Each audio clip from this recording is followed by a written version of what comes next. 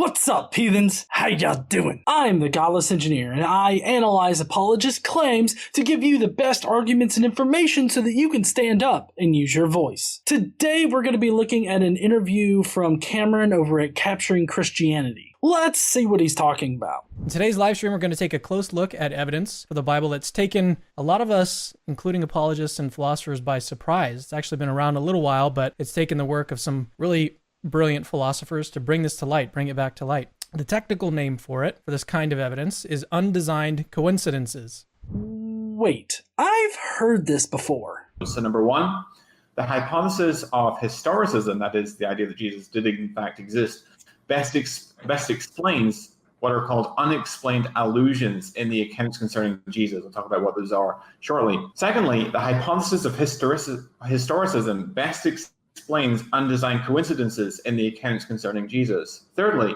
the hypothesis of historicism best explains Paul's understanding that Jesus was an historical figure. Oh yeah, this is that bullshit argument that McClatchy brought up in my debate with him, because he thinks that the Gospels were written closer to the time of Paul, which we have no evidence for. He also uses this particular argument to say that the Gospels were written independently of each other, which we definitely have evidence against. Phew. I can't wait to see what Cameron has for us today. If you want to know how undesigned coincidences don't actually exist and how that fact plays into proving that the Gospels are fictional narratives, then please stay tuned.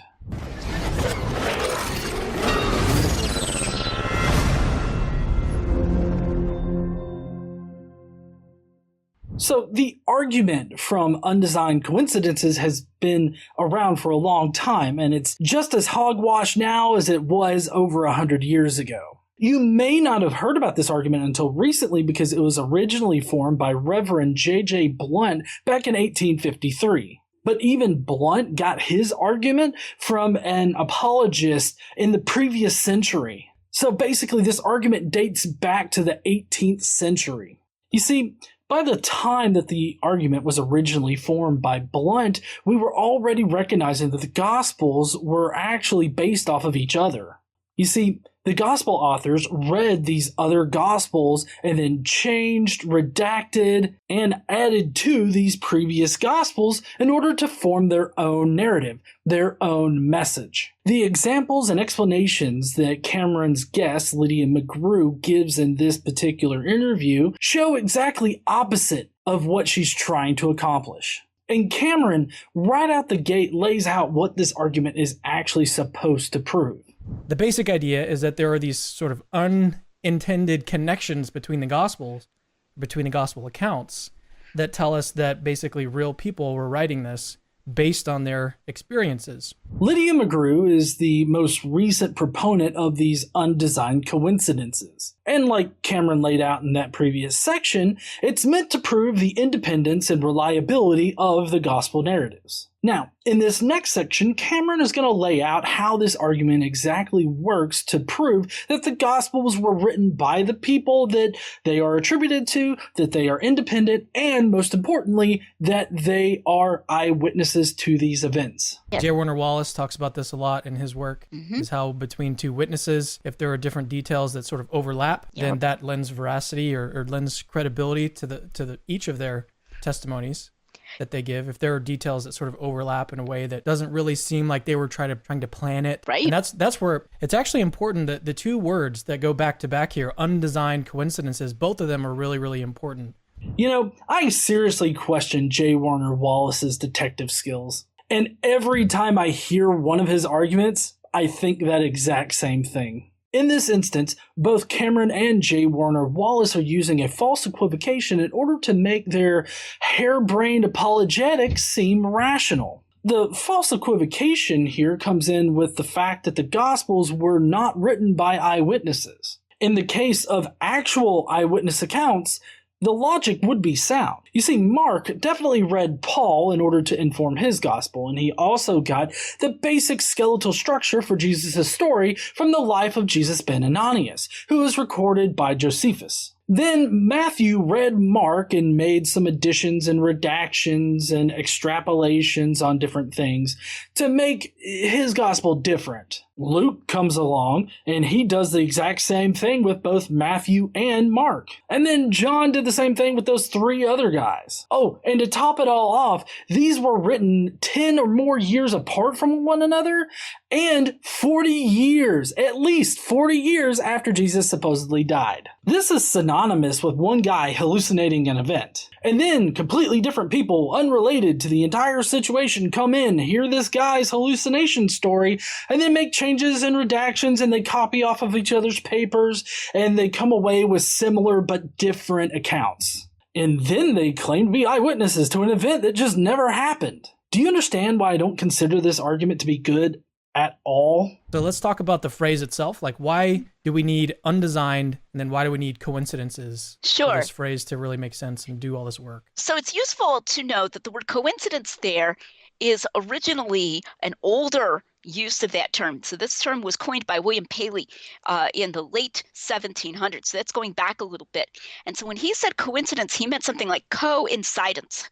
So coming together, connection, not coincidence in the sense like, oh, it just happened that way. It's totally chance. In fact, the whole point is that it's not chance, that it's because these actually are both based on reality. This totally ignores the fact that the Gospels were written years apart, and the Gospel authors definitely read the previous Gospels in order to craft their stories. You're presupposing that they are early and independent documents in order to prove that they are early and independent. How does this not sound circular to you? Also, I'm very glad that you understand that this argument dates all the way back to the 18th century. It's really sad to see Cameron presenting this argument as like a good position to hold. If this is the intellectual side of Christianity, we got nothing to worry about. I sometimes give a contemporary sort of made-up example, and I've got several of these that I'll use. Suppose that one morning you're at work, one of your co-workers comes in late, and he says, "I'm sorry, I'm late today. There was an accident at this particular intersection," and he names the intersection. And so I had to go around. And then later on, like many hours later, another worker comes in, and he comes in quite a bit later. And he says, "I'm sorry I'm late." He said, "I drove through this intersection," and he names the same intersection, "and I got a flat tire because there was glass in the intersection." So the first person does not mention anything about there being glass, although he mentions an accident which could have caused glass on the road. The second person does not mention anything about an accident, but he got a flat tire, he says, because there was glass in the intersection. So that's an example, kind of a simple example of an undesigned coincidence. These two people do not appear to be trying to corroborate one another, but they name things that causally do fit together. That the accident could cause glass and that could cause the flat tire. So that's an example of how they're coming together. The coincidence is important, but it also appears to be undesigned. There are a lot of issues with this hypothetical account that ignores important logical steps. So, the one guy is late to his job because of an accident at the intersection. Hours later, another worker comes in late because he got a flat tire from the glass at that same intersection. Her point is that these two instances corroborate that there was an accident at that location. Or rather, there most likely was an accident at that location that morning. But you see, the problem is that that's not what it actually does. At best, you could say that that particular intersection is just prone to accidents. I mean, glass is a pretty common thing on the road, and getting a flat tire in any way is really a common occurrence. I mean, the accident could have happened or it could have never happened. I mean, if that particular intersection is prone to having accidents, then both of these guys could be lying. Or they could be telling the truth. One could be lying while the other is not. The stories of either of these guys really has no effect on the likelihood of there being an accident at that intersection. An accident is only one of many equally plausible explanations given the information that we have. What you would need to do is independently verify through traffic accidents or news reports that an accident actually occurred at that location. This is basically an argument from possible means probable. Their argument boils down to, well, it's possible there was an accident, therefore it's probable that there was an accident. This isn't valid because just because something is possible doesn't mean that it's necessarily probable, let alone the most likely answer. The insinuation in this context is that this is similar to how the Gospels were written. In order to accurately represent the Gospels and how they were written, you would have to have the first guy hallucinating an accident that happened at an intersection that he's never been to. Then you would have a second guy come in and hear this one guy's hallucination. Well, the second guy is late, so he uses this explanation of an accident that happened as his reason for being late. And then you get a whole group of guys that come in and they're all late. And so they use one another in order to build a narrative that there was an accident at this one particular location that this one guy hallucinated. They all copy and redact and change little tidbits of things so that it makes it seem like they're all telling the same story, just a little different. Now she's going to talk about what a designed coincidence would be. If these accounts were designed, what would that look like, and why would that not count toward reliability? Right. So suppose that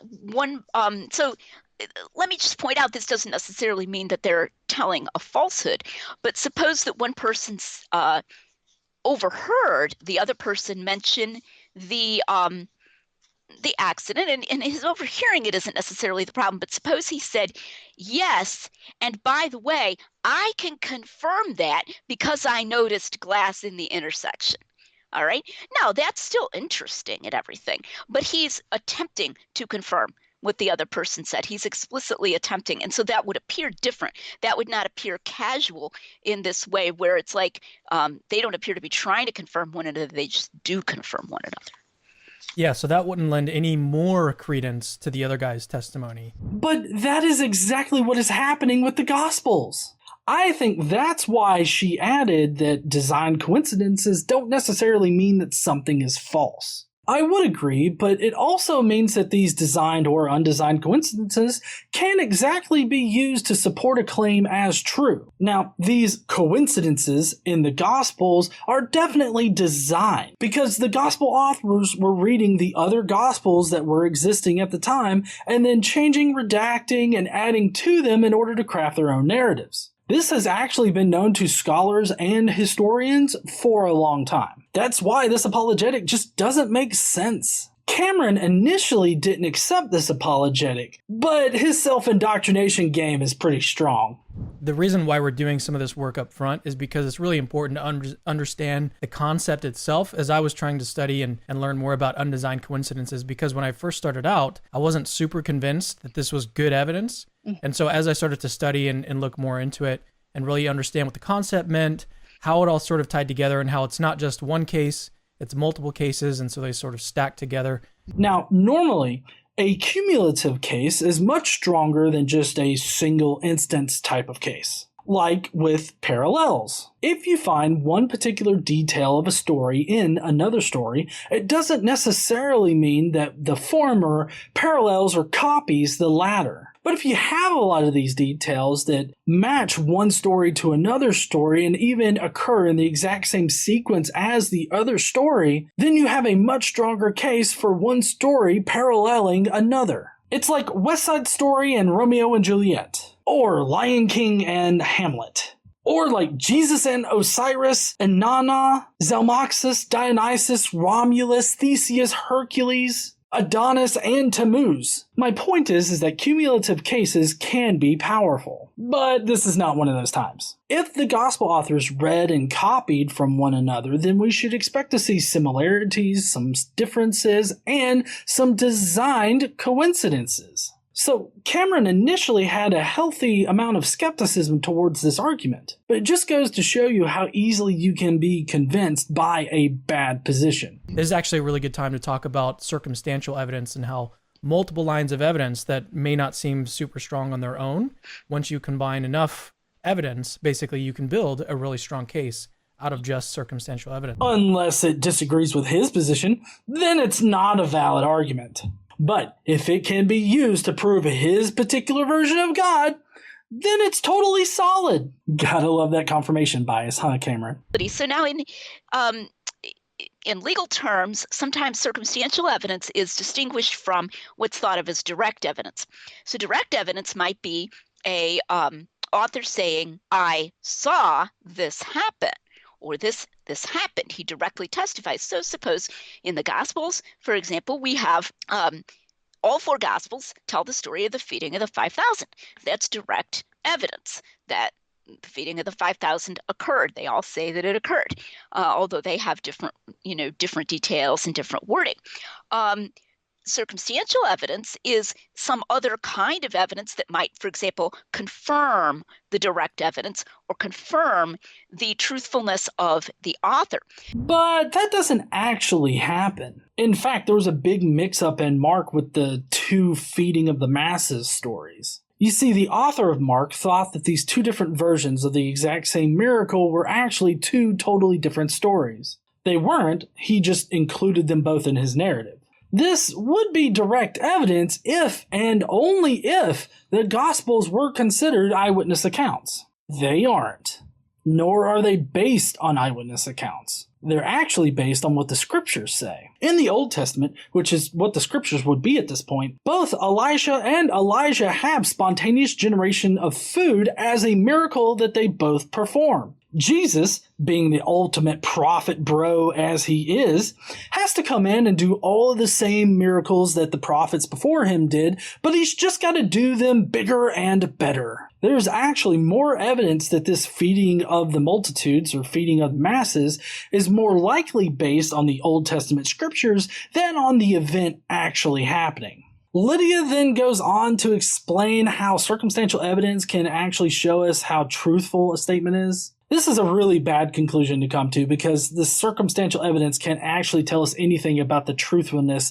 of someone's testimony. The best that you could say, it's just not evidence against the testimony. Evidence really can't have an effect on the truthfulness of the testimony unless it can prove that testimony wrong. We have more undesigned coincidences connected with the feeding of the 5,000 than with any other incident in all of Scripture, which is kind of interesting. So that's kind of interesting that the circumstantial evidence actually helps to confirm the direct evidence.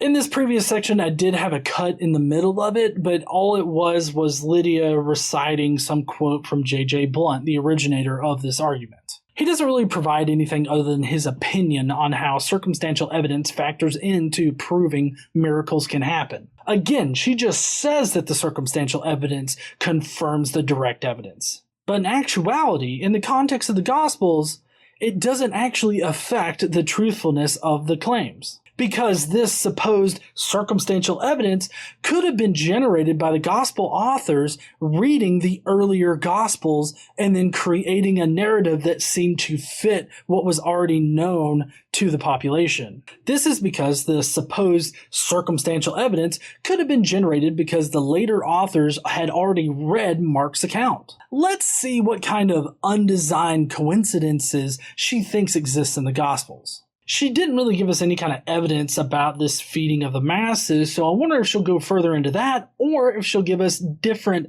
examples. And so I've been doing, for example, a lot of work on the Gospel of John recently. I have some connecting John with what are called the synoptics, Matthew, Mark, and Luke.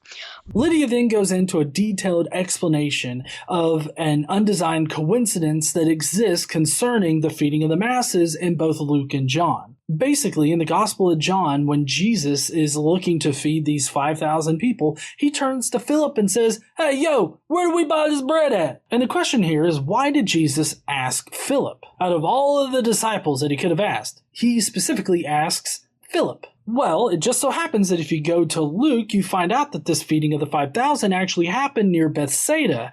And then later on in John, in a totally different context, you find out that Philip is from Bethsaida. Given these two interlocking aspects of these Gospels, Lydia comes to this conclusion. It does not appear that these authors are attempting to confirm one another, but they do confirm one another.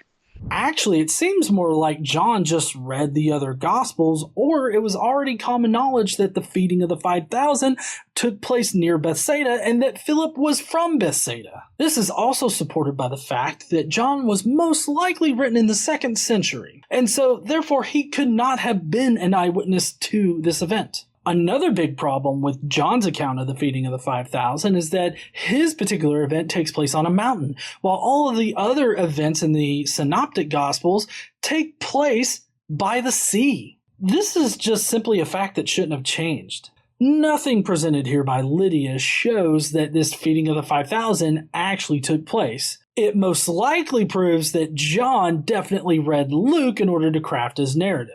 Lydia has to make two presumptions here that she really doesn't have support for. One is that both of these accounts, both John and Luke, were either eyewitnesses to the event or were working off of eyewitness accounts. And two, that they were completely independent of each other. Now, the only source that is cited by either of these Gospels is Scripture. So there's no way to establish that they were independent or that they used eyewitnesses or were eyewitnesses themselves. This is what I mean when I said that this argument seems circular, because you had to presume the independence and reliability of the Gospels in order to prove the independence and reliability of the Gospels. What's like the number one pushback that you get to this example? Well, I don't know about this example particularly, but I do see, and let me just say, scholars are not really answering this. I mean, scholars who are skeptical or whatever aren't.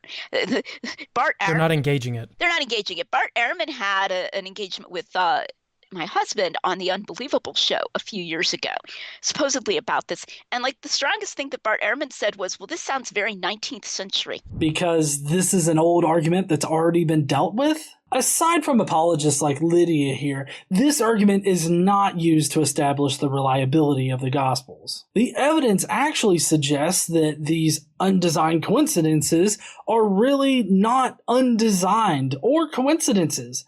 They were designed because the Gospel authors read the previous Gospels and then crafted their own narrative using those Gospels. There are two kinds of objections that I get from popular skeptics, sort of popular objectors. One is what I call the hyper subtle deceptive author objection, and the other is like what I call the source objection.